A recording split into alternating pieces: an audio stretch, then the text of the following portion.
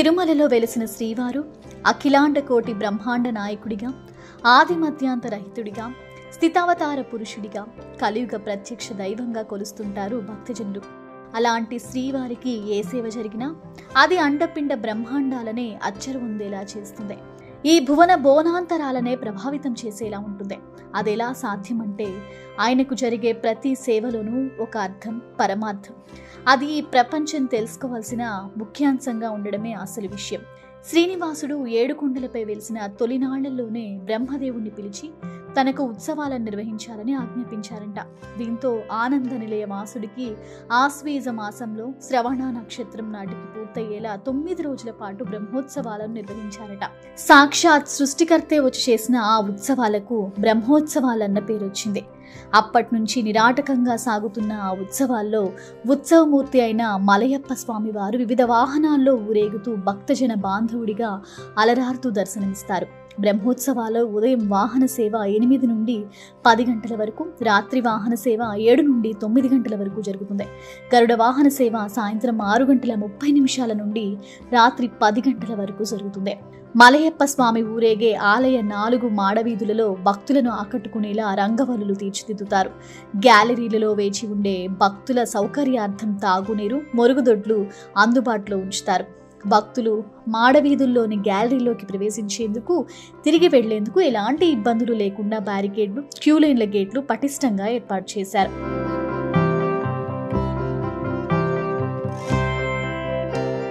మొదటి రోజు రాత్రి శ్రీదేవి భూదేవి సమేత శ్రీ మలయప్ప స్వామి వారు 7 తలల స్వర్ణ శేష వాహనంపై ఊరేగుతారు. దీన్నే పెద్ద శేష వాహనం అని అంటారు. తిరుమాడ వీధులలో భక్తులను అనుగ్రహిస్తారు. ఆదిశేషుడు శ్రీహరికి మిక్కిలి సన్నిహితుడు. రామావతారంలో లక్ష్మణుడిగా, ద్వాపరయుగంలో బలరాముడిగా, శ్రీమన్నారాయణుడికి మిక్కిలి సన్నిహితంగా ఉన్నవాడు. ఈ వైకుంఠంలోని నిత్య సూర్యుల్లో ఇతడు ఆద్యుడు. భూభారాన్ని వహించేది శేషుడే. శేషవాహనం ముఖ్యంగా దాస్య భక్తికి నిదర్శనం. ఆ భక్తితో పశుత్వం తొలగి మానవత్వం, దాని నుండి దైవత్వం, ఆపై పరమపదం లభిస్తాయని నమ్ముతారు.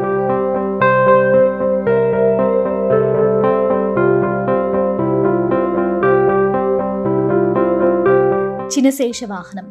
శ్రీవారి బ్రహ్మోత్సవాల్లో 2వ రోజు ఉదయం శ్రీ మలయప్ప స్వామివారు 5 తలల చినశేష వాహనంపై ఊరేగుతూ భక్తులకు దర్శనమిస్తారు.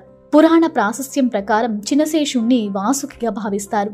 శ్రీ వైష్ణవ సాంప్రదాయానుసారం భగవంతుడు శేషి, ప్రపంచం శేషభూతం. శేషవాహనం ఈ శేషీభావాన్ని సూచిస్తుంది. చినశేష వాహనాన్ని దర్శిస్తే భక్తులకు కుండలిని యోగ సిద్ధిఫలం లభిస్తుందని ప్రతీతి. చూసారుగా శ్రీవారి సేవలలోనూ ఎంత భక్తజన లబ్ధదాయకమో.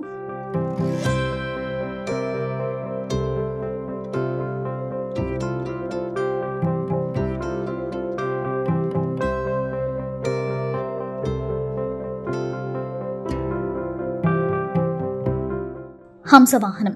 శ్రీవారి బ్రహ్మోత్సవాల్లో 2వ రోజు రాత్రి శ్రీ మలయప్ప స్వామివారు వీణాపాణి అయి హంసవాహనంపై సరస్వతీమూర్తి అవతారాలలో దర్శనమిస్తారు. బ్రహ్మవాహనమైన హంస పరమహంసకు ప్రతీక. హంసకు మరో ప్రత్యేకత కూడా ఉంది. అది పాలను, నీళ్లను వేరు చేయగలదు. అంటే మంచిని, చెడును గ్రహించగలిగిన అపురూపమైన శక్తి గలది అని అర్థం. అందుకే ఉపనిషత్తులు హంసను పరమేశ్వరునిగా వివర్ణిస్తాయి. శ్రీవారు హంసవాహనాన్ని అధిరోహించి దర్శనమివ్వడం ద్వారా భక్తులలో అహంభావాన్ని తొలగించి శరణాగతి కలిగిస్తాడు. అంతేకాదు సరస్వతి అలంకారం ద్వారా విద్య ఎంత ముఖ్యమైన వస్తువో తెలియచేస్తాడు ఆ శ్రీనివాసుడు.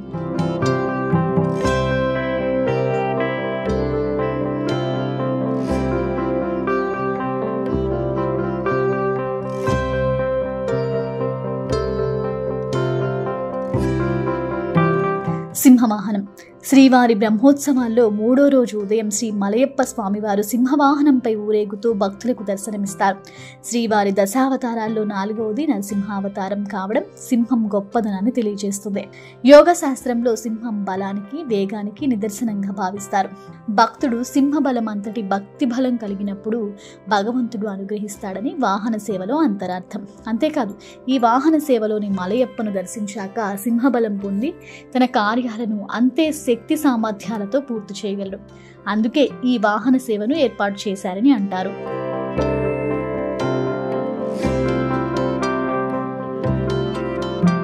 ముత్యపు పందిరి వాహనం. శ్రీవారి బ్రహ్మోత్సవాల్లో 3వ రోజు రాత్రి శ్రీ మలయప్ప స్వామివారు ముత్యపు పందిరి వాహనంపై ఊరేగుతూ భక్తులకు దర్శనమిస్తారు. జ్యోతిష శాస్త్రం చంద్రునికి ప్రతీకగా ముత్యాలను తెలియజేస్తుంది. శ్రీకృష్ణుడు ముక్కుపై మెడలో ముత్యాల ఆభరణాలు ధరించినట్టు పురాణాల్లో ఉంది. ఆదిశేషుని పడగలను ముత్యాల గోడుగా పూనిన స్వామివారిని దర్శించిన, స్తోత్రం చేసిన సకల శుభాలు కలుగుతాయని పురాణ ప్రశస్తి. చల్లని ముత్యాల కింద నిలిచిన శ్రీనివాసుని దర్శనం భక్తుల తపన తాపత్రయాలను పోగొట్టి భక్తుల జీవితాలకు చల్లదనాన్ని సమకూర్చుందని నమ్మిక.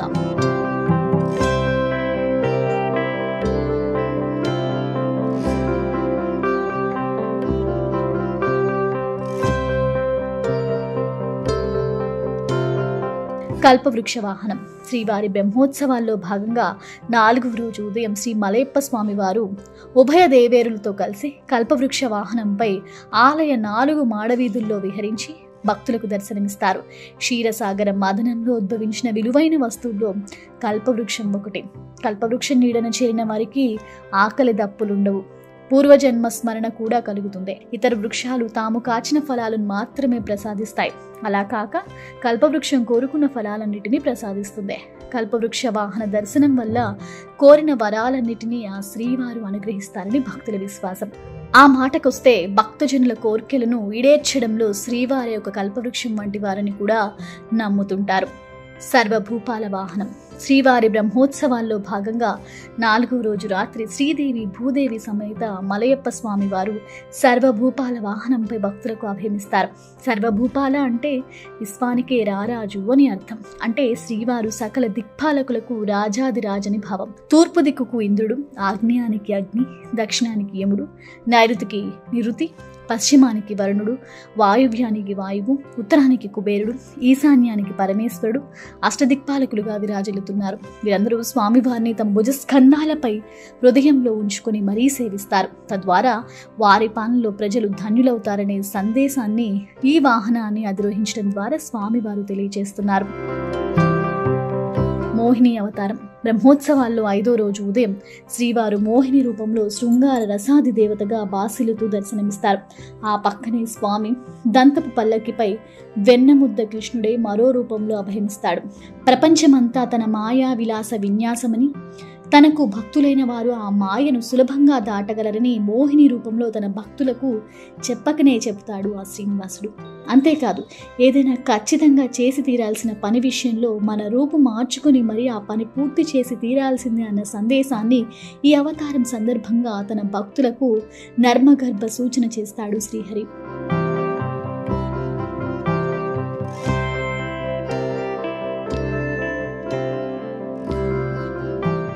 గరుడ వాహనం. శ్రీవారి బ్రహ్మోత్సవాల్లో 5వ రోజు రాత్రి గరుడ వాహనంలో జగన్నాటక సూత్రధారి అయిన శ్రీ మలయప్ప స్వామి వారు తిరుమాడ వీధులలో నింపాదిగా ఊరేగుతూ భక్తులందరికీ తన దివ్య మంగళ రూప దర్శనమిస్తాడు. పౌరాణిక నేపథ్యంలో 108 వైష్ణవ దివ్య దేశాలలోనూ గరుడ సేవ అత్యంత ప్రాముఖ్యతను సంతరించుకుంది. దాస్య భక్తితో కొలిచే భక్తులకు తాను దాసుడినవుతానని గరుడ వాహనం ద్వారా స్వామివారు తెలియజేస్తున్నారు. మానవులు జ్ఞాన వైరాగ్య రూపాలైన రెక్కలతో విహరించే గరుడిని దర్శిస్తే సర్వ పాపాలు తొలుగుతాయని స్వామివారు భక్త కోటికి తెలియజేస్తారు. అంతేకాదు, గరుడ శక్తిని పొంది ఆకాశమంత ఎత్తుకేగిరి కిందున్న భూమిని చూడడం వల్ల మనకొచ్చిన కష్ట నష్టాలన్నీ చిన్నవని, వాటి నుంచి ఉపశమనం పొందడం కూడా చాలా చాలా సులభమని గ్రహించమని చెప్తాడు ఈ వాహన సేవలోని శ్రీవారు. అందుకే ఇది మలయప్ప స్వామివారి సేవలలో అత్యంత కీలకంగా భాసిల్లుతోంది.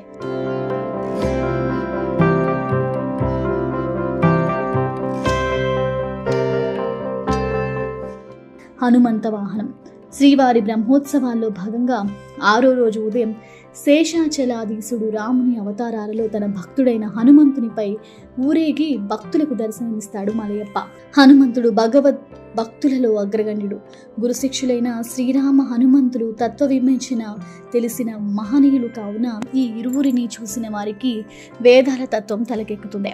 అంతేకాదు, ఆ ఇరువురి కలయిక ఎంతటి ఘనకార్యాన్నైనా ఇట్టే నెరవేర్చగలదు. దీంతో ఈ ఇరువురి దర్శనంతో మీకు సకల కార్యసిద్ధి లభిస్తుందని చెప్తుంది ఈ వాహన సేవ.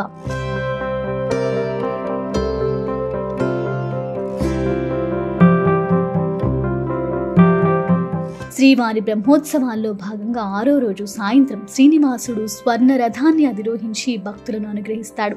ఈ స్వర్ణోత్సవ సేవలో కళ్యాణకట్ట సేవా పరులు తొలుత బంగారు గొడుగును అలంకరించడం సాంప్రదాయంగా వస్తోంది. ద్వాపరయుగంలో శ్రీకృష్ణుడు రథగమనాన్ని వీక్షించిన ద్వారకా ప్రజలకు ఎంతో ఆనందం కలిగింది. స్వర్ణ రథంపై ఊరేగుతున్న శ్రీనివాసుని చూసిన భక్తులకు అలాంటి సంతోషమే కలుగుతుంది. దానికి తోడు స్వర్ణరథంలో ఊరేగే శ్రీవారిని దర్శించినంత మాత్రం చేత సకల ఐశ్వర్యాలు సిద్ధిస్తాయని భావిస్తారు.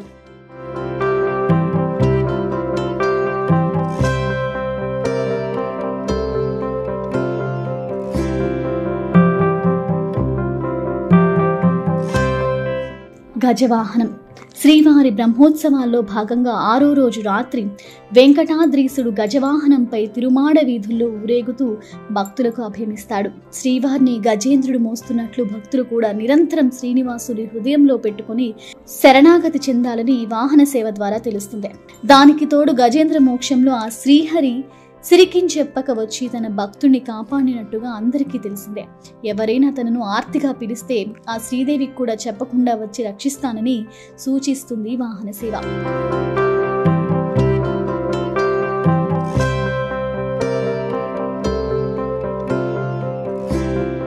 సూర్యప్రభ వాహనం శ్రీవారి బ్రహ్మోత్సవాల్లో 7వ రోజున ఉదయం సూర్యప్రభ వాహనంపై ఆ శ్రీమన్నారాయణుడు తిరుమాడ వీధుల్లో విహరిస్తూ భక్తులను కటాక్షిస్తారు. సూర్యుడు తేజోనిధి, సకల రోగ నివారకుడు, ప్రకృతి చైతన్య ప్రదాత. వర్షాలు, వాటి వల్ల పెరిగే చెట్లు, చంద్రుడు, అతని వల్ల పెరిగే సముద్రాలు మొదలైనవన్నీ సూర్యతేజం వల్లనే వెలుగొందుతున్నాయి. సూర్యప్రభ వాహనంపై శ్రీనివాసుని దర్శనం వల్ల ఆరోగ్య, విద్య, ఐశ్వర్యం, సంతానం వంటి ఫలాలు సూర్యదేవుని అనుగ్రహం వల్ల భక్తకోటికి సిద్ధిస్తాయని నమ్ముతారు. సూర్యుడు సప్తాస్వరధమారుడం కాబట్టి సరిగ్గా 7వ రోజున ఈ సేవా భాగ్యం దక్కడం విశేషం. చంద్రప్రభ వాహనం శ్రీవారి బ్రహ్మోత్సవాల్లో 7వ రోజు రాత్రి శ్రీ మలయప్ప స్వామివారు చంద్రప్రభ వాహనంపై విహరిస్తూ తన రాజసాన్ని భక్తులకు చూపుతాడు. చంద్రుడు శివునికి శిరోభూషణమైతే ఇక్కడ శ్రీహరికి వాహనంగా ఉండడం విశేషం. చంద్రోదయం కాగానే కలువలు వికసిస్తాయి, సాగరుడు ఉప్పొంగుతాడు. చంద్రప్రభ వాహనంపై స్వామిని చూడగానే భక్తులు మనసు ఉప్పొంగుతుంది, భక్తుల కళ్ళు వికసిస్తాయి, భక్తుల హృదయాల నుంచి ఆనందరసం స్రవిస్తుంది. ఆధ్యాత్మిక, ఆది భౌతిక, ఆది దైవికం అనే 3 తాపాలను ఇది నివారిస్తుంది. చంద్రవాహనంలో ఊరేగే శ్రీవారి దర్శనం అంటే అది మనోవికారాలను నశింపచేసేదిగాను భావిస్తారు.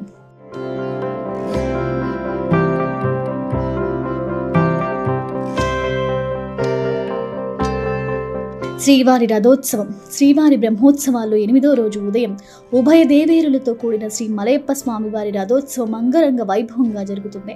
ఆత్మరథికుడు, శరీరమే రథం, బుద్ధి సారథి, మనస్సు పగ్గం, ఇంద్రియాలే గుర్రాలు, విషయాలే వీధులు. ఈ రీతిలో శరీరాన్ని రథంతో పోల్చుతారు. దీనివల్ల స్థూల శరీరం వేరని, సూక్ష్మ శరీరం వేరని, ఆత్మ అందుకు భిన్నమైన ఆత్మానాత్మ వివేకం కలుగుతుంది. రథోత్సవంలో ముఖ్యంగా కలిగే తత్వజ్ఞానం ఇదే. భక్తులు రథాన్ని లాగుతారు, కానీ సకల జీవులలో అంతర్యామిగా ఉన్న పరమాత్మ తన రథాన్ని తానే లాగుతున్నాడని అన్నమయ్య అనడం గుర్తించాల్సిన విషయం. శ్రీవారిని రథోత్సవ సమయంలో దర్శించడం అనంత అష్ట ఐశ్వర్య కీర్తిమయంగా లెక్కిస్తారు శ్రీవారి భక్తజనులు. అశ్వవాహనం శ్రీవారి బ్రహ్మోత్సవాల్లో 8వ రోజు రాత్రి మలయప్ప స్వామివారు అశ్వవాహనంపై విహరించి భక్తులను అనుగ్రహిస్తాడు. ఉపనిషత్తులు ఇంద్రియాలను, ఆ గుర్రాలను అధిరోహించిన పరమాత్మ ఇంద్రియాలని మించే నియామకుడని కృష్ణ యజుర్వేదం తెలుపుతుంది. స్వామివారు అశ్వవాహనారూఢుడై కల్కి అవతారంలో తన స్వరూపాన్ని ప్రకటిస్తూ భక్తులను కలిదోషాలకు దూరంగా ఉంచాలని తన అవతారంతో ప్రబోధిస్తున్నాడు. అంతేకాదు అశ్విని దేవతలకు ప్రతీకలైన అశ్వవాహన సేవ ద్వారా ఆరోగ్య సిద్ధి సైతం లభిస్తుంది.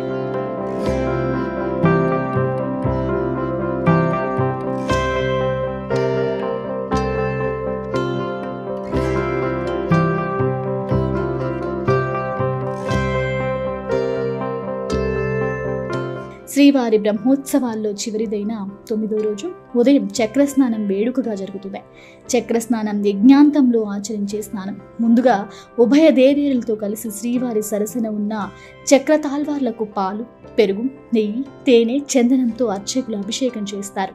ఈ అభిషేక కైంకర్యాన్ని అందుకొని చక్రతాల్వార్ ప్రసన్నుడవుతాడు.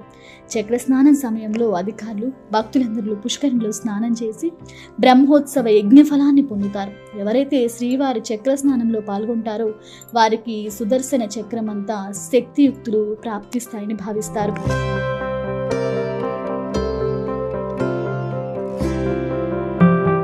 ధ్వజారోహణం. శ్రీవారి బ్రహ్మోత్సవాల్లో చివరిదైన 9వ రోజు రాత్రి బంగారు తిరుచి ఉత్సవం తరువాత ధ్వజారోహణం అత్యంత శాస్త్రోక్తంగా జరుగుతుంది. ధ్వజారోహణ ఘట్టంతో 9 రోజుల పాటు జరిగిన శ్రీవారి బ్రహ్మోత్సవాలు ముగుస్తాయి. ఎవరైతే కన్నుల పండుగగా జరిగే ఈ బ్రహ్మోత్సవాలన్నిటిని దర్శిస్తారో వారికి అఖండ ఐశ్వర్య, ఆరోగ్య, విద్య, ఆరోగ్య ప్రాప్తి లభిస్తుందని చెప్తారు ఆగమ శాస్త్ర పండితులు. అసలు శ్రీవారికి ఇంతటి ప్రపంచ ప్రఖ్యాతి రావడానికి గల కారణం ఈ విశేష వాహన సేవలుగా చెప్తారు. అలాంటి ఆధ్యాత్మిక శక్తిని ఇందులో పొందుపరిచారని అంటారు. ఇవండి శ్రీనివాసుడి